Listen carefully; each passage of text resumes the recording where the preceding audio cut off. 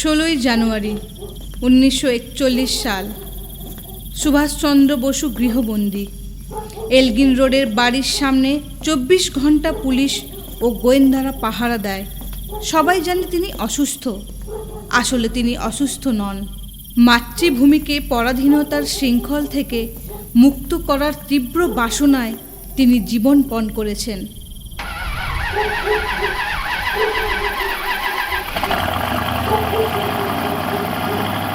এই রাতে ইংরেজ সরকারের চোখে ধুলো দিয়ে তিনি বাড়ি ছেড়ে পালাচ্ছেন। তার পরনে পাঠানের ছদ্মবেশ, মুখে দাড়ি। নাম নিয়েছেন মোহাম্মদ জিয়াউদ্দিন। গাড়ি চালাচ্ছেন তার দাদা শরৎচন্দ্র বসুর ছেলে শিশির।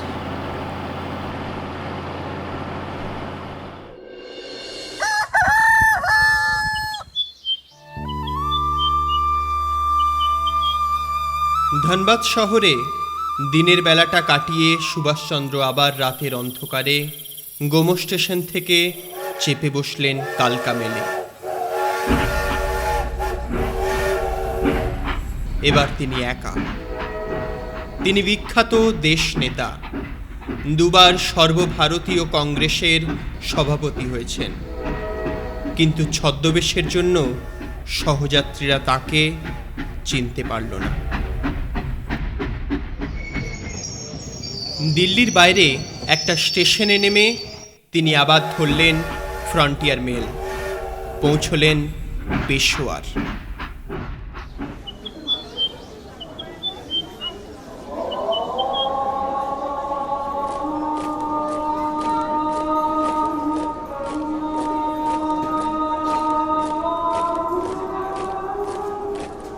আগে থেকেই ব্যবস্থা করা ছিল। পেশোয়ারের দেশকর্মীরা তাকে সাহায্য করবেন। এখানে সুভাষচন্দ্রের সর্বক্ষণের সঙ্গী হলেন ভগতরাম তলোয়ার। পদে পদে ধরা পড়ে যাওয়ার ভয়। সুভাষচন্দ্র যেমন এখানেও জিয়াউদ্দিন, তেমনি ভগতরামও নাম নিলেন রহমত খান। গৌরবর্ণ দীর্ঘকায় সুভাষচন্দ্রকে পাঠানদের মতন পরিচ্ছদে বাঙালি বলে চেনা যায় না, কিন্তু কথা বললেই লোকে বুঝে যাবে। তাই তিনি বোবা সেজে রইলেন। কোনো ক্রমে পৌঁছতে হবে কাবুলে, ব্রিটিশ রাজত্ব সীমার বাইরে।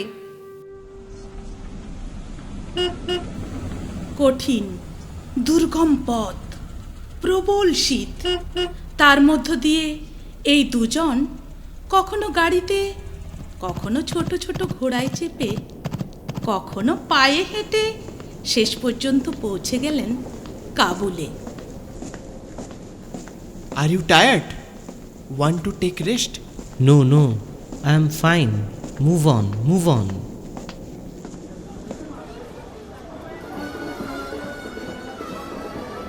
সুভাষচন্দ্র দেশের বাহিরে গিয়ে সশস্ত্র সংগ্রাম শুরু করতে চান। এজন্য বিদেশি শক্তির সাহায্যের প্রয়োজন। প্রথম থেকেই তার ইচ্ছে ছিল সোভিয়েত দেশে গিয়ে স্টালিনের কাছে সহযোগিতা চাইবেন। কিন্তু অনেক চেষ্টা করেও মস্কো থেকে কোনো সাড়া পাওয়া গেল না।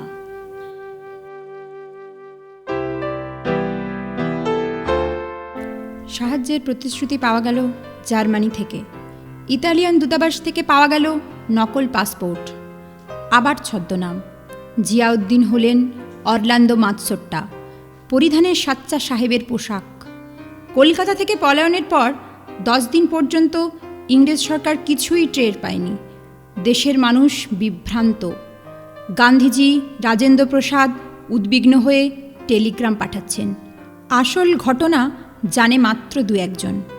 অন্যদের কিছু বলা হচ্ছে না। অনেকেই ভাবছে তিনি সন্ন্যাসী হয়ে হিমালয়ে চলে গেছেন। জয় যাত্রায় যাও গো, ওঠো ওঠো, জয় রথে তব, জয় যাত্রায় যাও গো। রবীন্দ্রনাথ সুভাষচন্দ্রকে খুব স্নেহ করেন। তিনি দারুণ চিন্তিত। শরৎ বসু শেষ পর্যন্ত তাকে প্রকৃত গোপন খবরটি না জানিয়ে পারেননি। রবীন্দ্রনাথ আশীর্বাদ করেছিলেন সুভাষকে।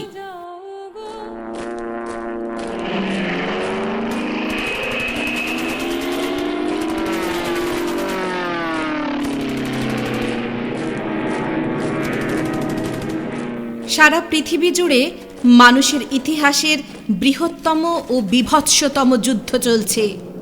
এই যুদ্ধের হোতা অ্যাডলফ হিটলার। এমন নৃশংস, নিষ্ঠুর, রক্তলোলুপ স্বৈরাচারীও ইতিহাসে আগে দেখা যায়নি। এই হিটলারের সঙ্গে হাত মেলালেন সুভাষচন্দ্র। বিপ্লবের সময়, যুদ্ধের সময় আমাদের শত্রুর যে শত্রু, তার সঙ্গে বন্ধুত্ব করে নেওয়া একটি প্রতিষ্ঠিত নীতি। ইংরেজদের সঙ্গে যুদ্ধ চলছে জার্মানদের। এখনই জার্মানদের সাহায্য নিয়ে ইংরেজদের আরও আঘাত হেনে ভারতের স্বাধীনতা অর্জন করার সুবর্ণ সুযোগ উপস্থিত। সুভাষচন্দ্র নাৎসি সেনাদের অমানবিক কার্যকলাপ সমর্থন করতে বাধ্য নন এবং জার্মান সরকার যে অর্থ সাহায্য করবে তা গ্রহণ করা হবে ঋণ হিসেবে। ভারত স্বাধীন হলে ফেরত দেয়া হবে পুরোপুরি। ইংরেজ সরকার বহু চেষ্টা করেও সুভাষচন্দ্রের কোনো হদিশ না পেয়ে হঠাৎ রটিয়ে দিল যে তার মৃত্যু হয়েছে। Telegram, Telegram! সুভাষচন্দ্র বসু পরলোকে। সুভাষচন্দ্র বসু আর নেই। सुभाष बाबू का इंतकाल हो गया। এই কাগজ কাগজ আমায় একটা দাও। আমাকে আমাকে একটা। সুভাষচন্দ্র বসু বেঁচে নেই। কি খবর আছে? হ্যাঁ, সুভাষচন্দ্র বসু আর বেঁচে নেই? হ্যাঁ, কোথায় মারা গেলেন উনি? হতেই পারে না, হতেই পারে না, একেবারে অসম্ভব, অসম্ভব। অচিরেই শোনা গেল বার্লিন রেডিও থেকে সুভাষচন্দ্রের কণ্ঠস্বর। দেশবাসীর উদ্দেশ্যে তার আহ্বান। আমি সুভাষচন্দ্র বসু এখনো বেঁচে আছি। আজাদ হিন্দ রেডিও থেকে আপনাদের সঙ্গে কথা বলছি। ব্রিটিশ সংবাদ সংস্থাগুলি সারা বিশ্বে আমার মিথ্যে মৃত্যু সংবাদ রটাচ্ছে। ভারতের ইতিহাসের এই সংকটময় মুহূর্তে আমি মরে গেলে তাদের সুবিধে হয়। এই সাম্রাজ্যবাদী যুদ্ধে তারা ভারতকেও জড়িয়ে নিতে আপ্রাণ চেষ্টা করছে। ভারতবাসীদের আমি মনে করিয়ে দিতে চাই, এই যুদ্ধে ব্রিটেনের সঙ্গে কোনো রকম সহযোগিতা করা উচিত নয়। তাতে ভারতের স্বাধীনতা প্রাপ্তি বিলম্বিত হবে। ইনকলাব জিন্দাবাদ, আজাদ হিন্দ জিন্দাবাদ। বার্লিনে সুভাষচন্দ্র স্থাপন করলেন স্বাধীন ভারত কেন্দ্র। প্রবাসী ভারতীয় হিন্দু, মুসলমান, খ্রিস্টান, শিখ, পার্সিরা সমবেত হল তাঁর নেতৃত্বে। হিন্দ রেডিও, আজাদ মুসলিম রেডিও এবং জাতীয় কংগ্রেস রেডিও, এই 3 কেন্দ্র থেকে নিয়মিত প্রসারিত হতে লাগল ভারতের স্বাধীনতার বাণী। ভারতীয় যুদ্ধবন্দীদের নিয়ে তিনি গড়ে তুললেন এক ভারতীয় সেনাবাহিনী। নেতাজি নেতাজি নেতাজি নেতাজি নেতাজি নেতাজি নেতাজি নেতাজি। সুভাষচন্দ্র বসু কি জয়! সুভাষচন্দ্র বসু কি জয়! কিছু কিছু জার্মান অফিসার সহানুভূতিশীল হলেও হিটলার ভারতীয়দের অবজ্ঞার চোখে দেখে। শেষ পর্যন্ত আশানুরূপ সাহায্য পাওয়া গেল না। ইতিমধ্যে জার্মানি রাশিয়ায় আক্রমণ করে বসেছে। জাপানও যুদ্ধে যোগ দিয়েছে। ফেব্রুয়ারি 1942 সিঙ্গাপুরে ব্রিটিশ শক্তি পরাজিত হল জাপানের কাছে। আরেকজন বিপ্লবী রাসবিহারী বসু। ইংরেজ পুলিশের সেন দৃষ্টি এড়িয়ে পালিয়ে গিয়েছিলেন দেশের বাইরে 30 বছর আগে। বড়লাট লর্ড হার্ডিন্সকে বোমা মেরে হত্যার চেষ্টা করার অপরাধে তাকে ধরার জন্য পুরস্কার ঘোষিত হয়েছিল। জাপানির ছদ্মবেশে তিনি জাপানে পৌঁছে আত্মগোপন করেছিলেন। এতগুলি বছরেও তার দেশপ্রেম অবিচল। বিপ্লবের আগুন প্রজ্বলিত। দক্ষিণ পূর্ব এশিয়ার বিভিন্ন দেশে স্বাধীনতাকামী ভারতীয়রা স্থাপন করেছেন ইন্ডিয়ান ইন্ডিপেন্ডেন্স লীগ। রাসবিহারী তার সভাপতি।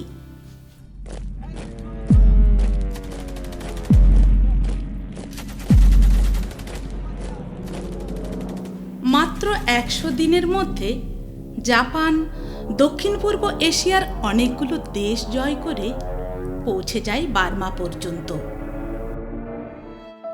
পরাজিত ইংরেজ বাহিনীর মধ্যে প্রচুর ভারতীয় সৈন্য বন্দী হয়েছে। তাদের অনেককে নিয়ে ক্যাপ্টেন মোহন সিংয়ের নেতৃত্বে গড়া হয়েছে ইন্ডিয়ান ন্যাশনাল আর্মি বা আজাদ হিন্দ ফৌজ।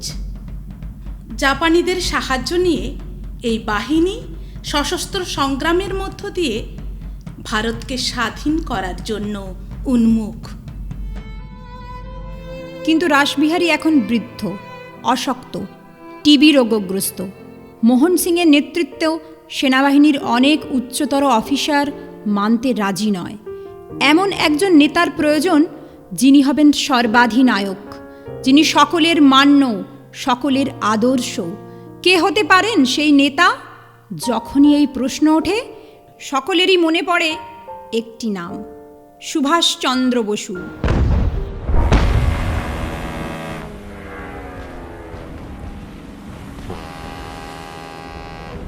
জলে স্থলে অন্তরিক্ষে প্রবল যুদ্ধ চলছে। তারই মধ্যে সুভাষচন্দ্র পাড়ি দিলেন জার্মানি থেকে জাপানের দিকে। জাহাজে বা উড়োজাহাজে আসা অত্যন্ত বিপজ্জনক। সুভাষচন্দ্র এলেন সমুদ্রের তলা দিয়ে সাবমেরিনে।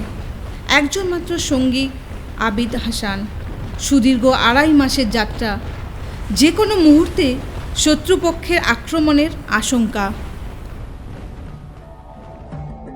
জাপানের মাটিতে পা দিয়ে অনেক স্বস্তি বোধ করলেন সুভাষচন্দ্র। জার্মানির সঙ্গে অনেক তফাৎ। জাপান এশিয়ার একটি দেশ, অনেকটা আমাদের আত্মীয়ের মতো। প্রধানমন্ত্রী তোজোর কাছ থেকে সুভাষচন্দ্র পূর্ণ সাহায্যের আশ্বাস পেলেন। সুভাষচন্দ্র বসু কি জয়! সুভাষচন্দ্র বসু কি জয়! সিঙ্গাপুরে রাসবিহারী বসু সুভাষচন্দ্রকে বরণ করলেন ইন্ডিয়ান ইন্ডিপেন্ডেন্স লীগের সভাপতি পদে। সুভাষচন্দ্র হলেন আজাদ হিন্দ ফৌজের সর্বাধিনায়ক। 1943 সালের 5ই জুলাই সিঙ্গাপুর টাউন হলের সামনের ময়দানে পূর্ণ সামরিক পোশাকে সজ্জিত হয়ে সেনাবাহিনীর অভিবাদন গ্রহণ করলেন সুভাষচন্দ্র। এখন থেকে তিনি সকলের নেতাজি। তিনি জানালেন স্বাধীনতার চরম সংগ্রামের আহ্বান।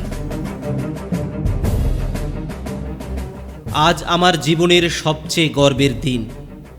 আজ আমি সারা বিশ্বের কাছে ঘোষণা করতে পারি যে ভারতের স্বাধীনতার জন্য সংগ্রামী সেনাবাহিনী প্রতিষ্ঠিত হয়েছে।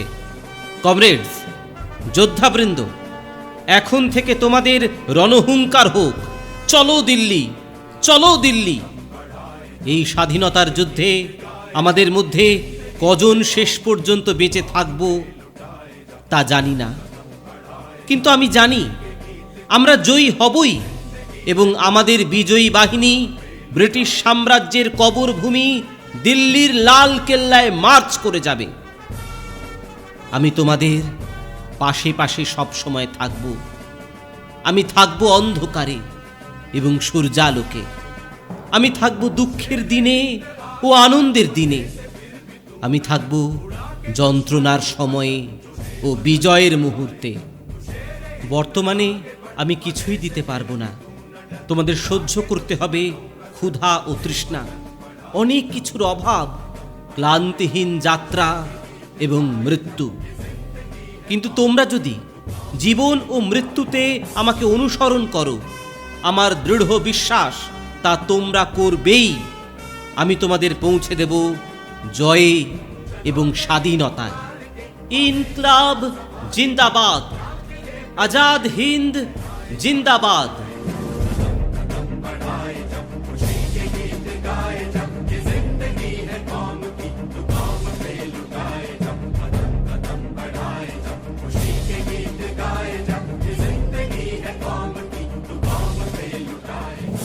আজাদ হিন্দ ফৌজে জাতি ধর্মের কোনো ভেদ নেই। হিন্দু, মুসলমান, শিখ, খ্রিস্টান সবাই সমান। নারীদের নিয়েও গড়া হলো এক বাহিনী। ভারতীয় রমণীরা পুরুষদের পাশে দাঁড়িয়ে যুদ্ধ করবে, একথা জাপানিরাও প্রথমে বিশ্বাস করতে পারেনি।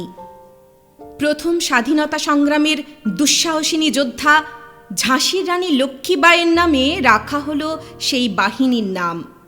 এর অধিনায়িকা হলেন এক তরুণ ডাক্তার, তার নামও লক্ষ্মী স্বামীনাথন। 1000 জন যুবতী সামরিক শিক্ষা গ্রহণ করতে লাগলো।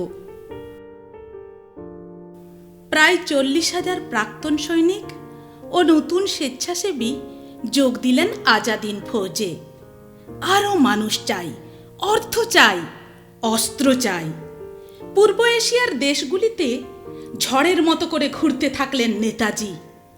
তার আহ্বানে ছুটে এলো সেখানকার ভারতীয়রা। মহিলারা তুলে দিল সব স্বর্ণ অলংকার, বালকেরা দিল তাদের জমানো টাকা। কিছু কিছু ধনী ব্যবসায়ী কার্পণ্য করলেও অনেক মধ্যবিত্ত এবং গরিবেরা দান করল যথা সর্বস্ব। যেসব যুবকদের সঞ্চয় কিছুই নেই, তারা রক্তের অক্ষরে লিখে দিল আত্মদানের শপথ। 21শে অক্টোবর স্থাপিত হলো স্বাধীন ভারতের অস্থায়ী সরকার। দেশ যখন শত্রুর দখলে থাকে, তখন দেশের বাইরে থেকে এই সরকার কাজ চালায়। সিঙ্গাপুরে ক্যাথে সিনেমা হলে এক বিপুল জনসভায় নেতাজি এই সরকারের রাষ্ট্রপ্রধান, প্রধানমন্ত্রী, বিদেশমন্ত্রী ও যুদ্ধমন্ত্রী হিসেবে শপথ নিলেন। ঈশ্বরের নামে আমি এই পবিত্র শপথ নিচ্ছি, ভারত স্বাধীন করার জন্য, আমার দেশের 38 কোটি মানুষের জন্য।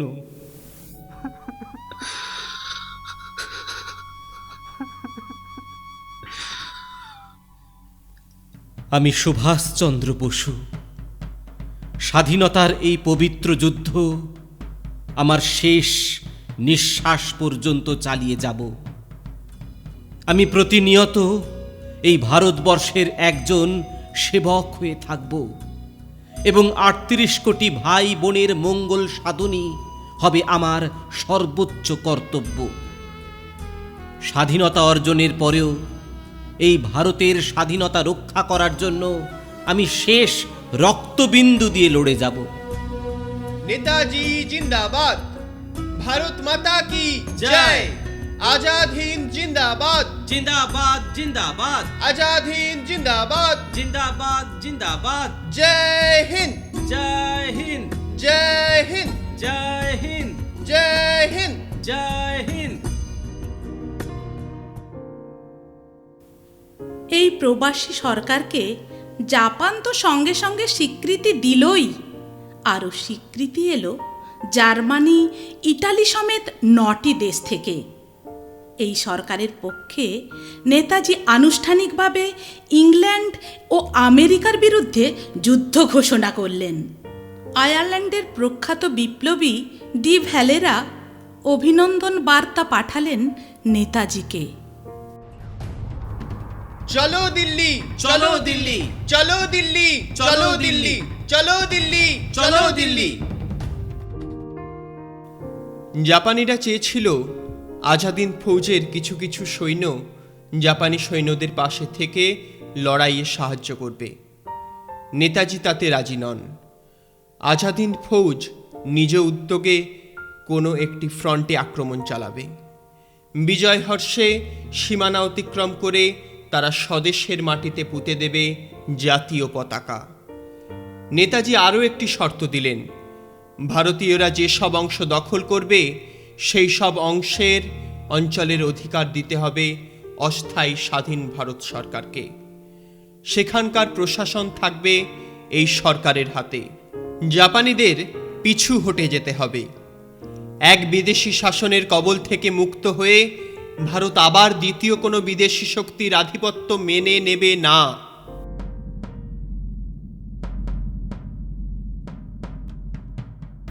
জাপানিরা আন্দামান নিকোবর দ্বীপ থেকে ইংরেজদের তাড়িয়ে দিয়েছে। সেখানকার আংশিক প্রশাসনের ভার দেওয়া হলো অস্থায়ী স্বাধীন ভারত সরকারের হাতে। ব্রিটিশের চোখে ধুলো দিয়ে কলকাতা থেকে চুপি চুপি সীমান্ত অতিক্রম করার 3 বছর পর নেতাজি আবার পা দিলেন ভারত ভূখণ্ডে। मेरा मुल्क मेरा देश मेरा ये वतन शांति का उन्नति का प्यार का चमन। এই দ্বীপ দুটির তিনি নতুন নাম রাখলেন, শহীদ ও স্বরাজ। কত স্বাধীনতা সংগ্রামী আন্দামানের কারাগারে অকথ্য অত্যাচার সহ্য করেছেন, মৃত্যুবরণ করেছেন। তাদের উদ্দেশ্যে তিনি প্রণাম জানালেন।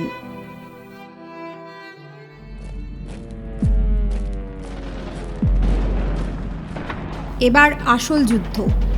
ভারতে ব্রিটিশ সাম্রাজ্যে চরম আঘাত দেওয়ার জন্য জাপানিরা বর্মা সীমান্ত দিয়ে প্রবেশের প্রস্তুতি নিয়েছে। আজাদ হিন্দ ফৌজের 3টি ডিভিশনও প্রস্তুত।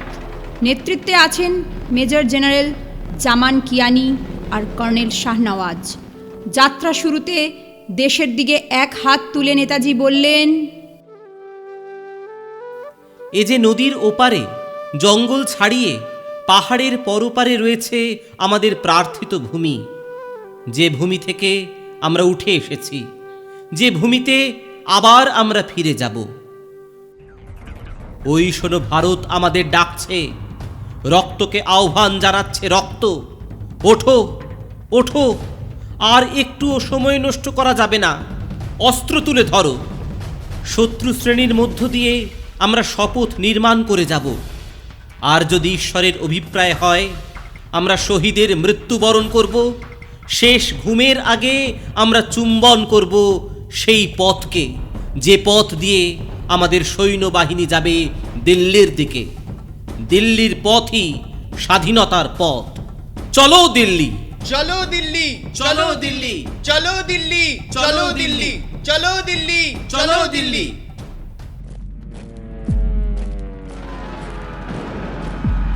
মধ্যে কিছুদিন সময় পেয়ে এদিকে ব্রিটিশ বাহিনী শক্তি সংহত করেছে। তাদের সৈন্য সংখ্যা, বিমান সংখ্যা অনেক বেশি। অকুতোভয় জাপানিদের প্রধান শক্তি তাদের দুঃসাহস, আর আজাদ হিন্দ ফৌজের প্রধান শক্তি তাদের স্বাধীনতার জন্য জীবন মরণপণ। প্রচণ্ড যুদ্ধের পর কোহিমা দুর্গ ছেড়ে পালালো ইংরেজরা। ইম্ফল দখলের জন্য 3 দিক থেকে চলতে থাকলো লড়াই। আজাদ হিন্দ ফৌজের একটি বাহিনী এস.এ. মালিকের নেতৃত্বে আলাদাভাবে লড়তে লড়তে মণিপুরের মৈরাং নামে একটি অঞ্চল জয় করে নেয়। নিজেদের সামর্থ্যে এই প্রথম ভারত ভূমির জয়। সেখানে উড়ালো স্বাধীন ভারতের পতাকা। স্থানীয় অধিবাসীরা ছুটে এসে স্বাগত জানালো সেই বিজয়ীদের।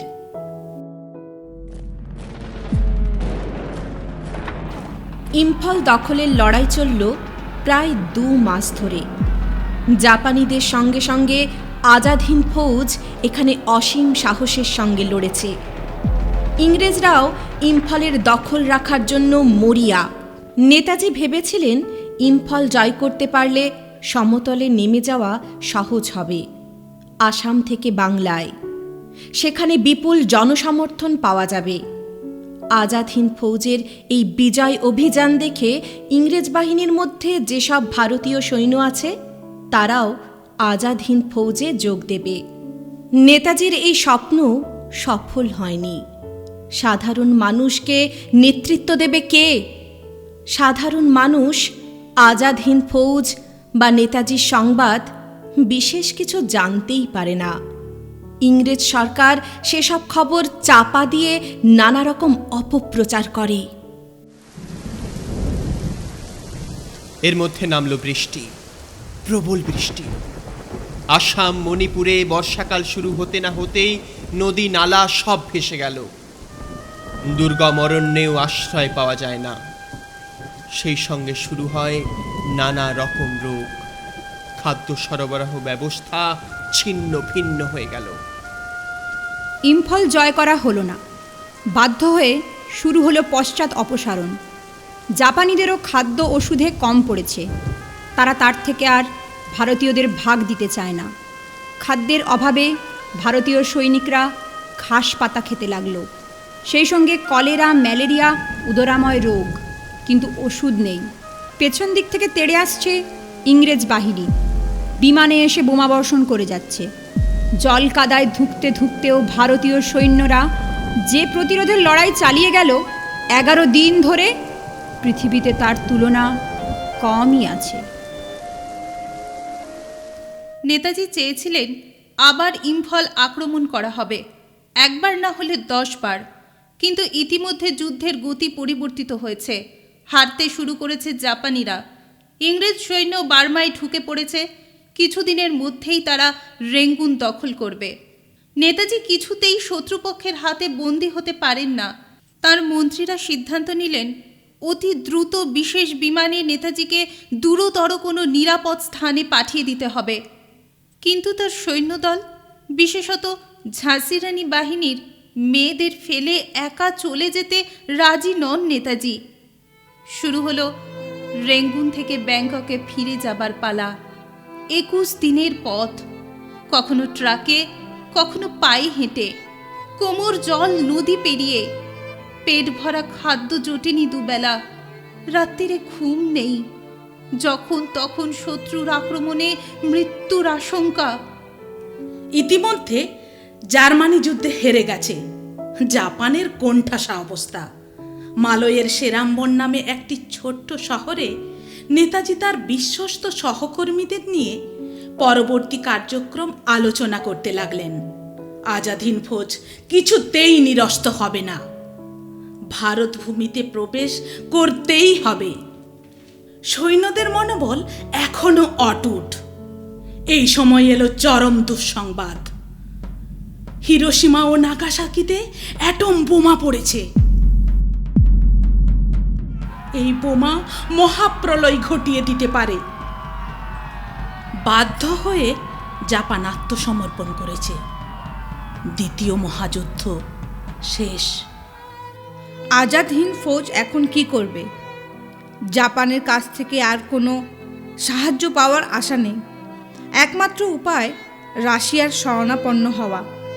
অনেক দিন থেকেই নেতাজি সমাজতান্ত্রিক রাশিয়ার সাহায্য নিতে চেয়েছিলেন, কিছুতেই যোগাযোগ করা সম্ভব হয়নি। এখন ঠিক করলেন যে কোনো উপায়ে স্বয়ং মাঞ্চুরিয়াতে উপস্থিত হয়ে রাশিয়ার সাহায্য নিয়ে আবার শুরু করতে হবে স্বাধীনতার সংগ্রাম। খুবই বিপদসংকুল এই যাত্রা। ইংরেজ আমেরিকান বাহিনী সন্ধান পেলেই বন্দি করবে তাকে। তবু তাকে যেতেই হবে। যাওয়ার আগে নেতাজি বলে গেলেন, আমাদের ইতিহাসের এই অভূতপূর্ব সংকটের সময় আমার শুধু একটি কথা বলার আছে। আমাদের এই সাময়িক ব্যর্থতায় কেউ নিরাশ হয়ো না। উৎফুল্ল থাকো, উৎসাহ বজায় রাখো। সবচেয়ে বড় কথা, এক মুহূর্তের জন্য ভারতের নিয়তি সম্পর্কে বিশ্বাসে দ্বিধাগ্রস্ত হয়ো না। পৃথিবীর কোনো শক্তি ভারতকে দাসত্ব শৃঙ্খলে বেঁধে রাখতে পারবে না। ভারত স্বাধীন হবেই এবং খুব শীঘ্রই স্বাধীন হবে।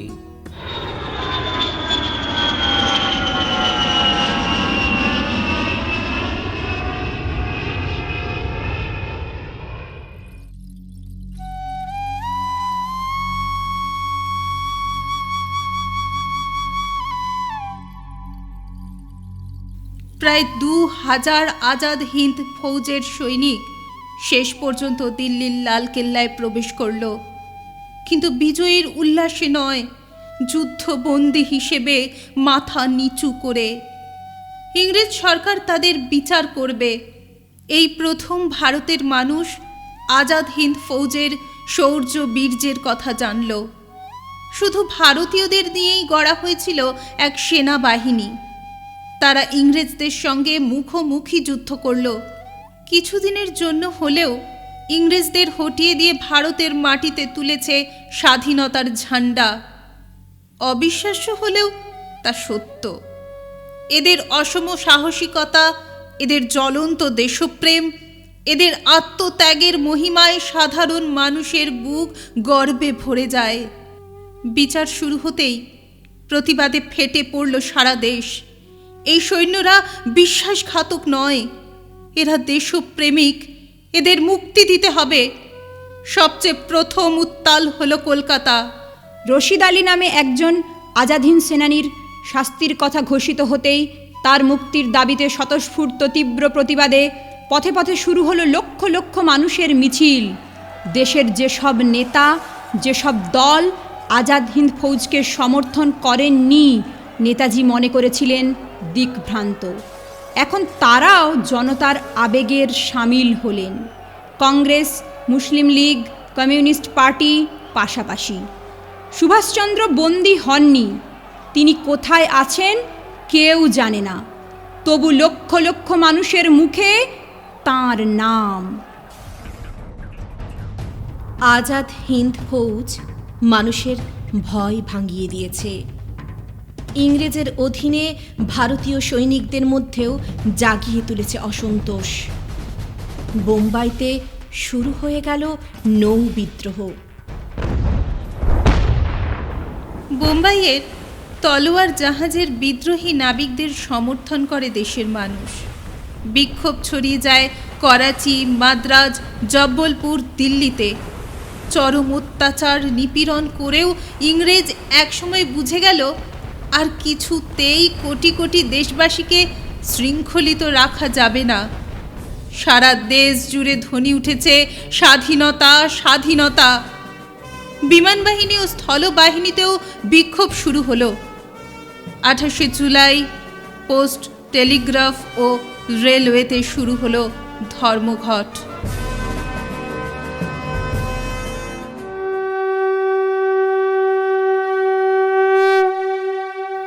অবশেষে এলো সেই সুবর্ণ দিন। 1947 সালের 15ই আগস্ট লালকেল্লায় ওড়ানো হলো জাতীয় পতাকা। যুগ যুগ ধরে বহু মানুষের আত্মত্যাগে এসেছে এই স্বাধীনতা। ফাঁসির দড়ি, কারাগার, দ্বীপান্তর, গুলি, লাঠি অগ্রাহ্য করে জেগে উঠেছে জনসাধারণ। স্বপ্ন সফল হলো, কিন্তু সেই পরম ক্ষণেও তিনি রইলেন অদৃশ্য হয়ে। তার কীর্তি তার জীবনকে ছাপিয়ে গেল। চেতনায় যদি স্বাধীনতা মেশে নেতাজির ভাল লাগে, চেতনায় যদি স্বাধীনতা মেশে নেতাজির ভাল লাগে, যেন তোমার রক্ত মিছিলে নেতাজি পুরো ভাগে, যেন তোমার স্বপ্ন মিছিলে নেতাজি পুরো ভাগে।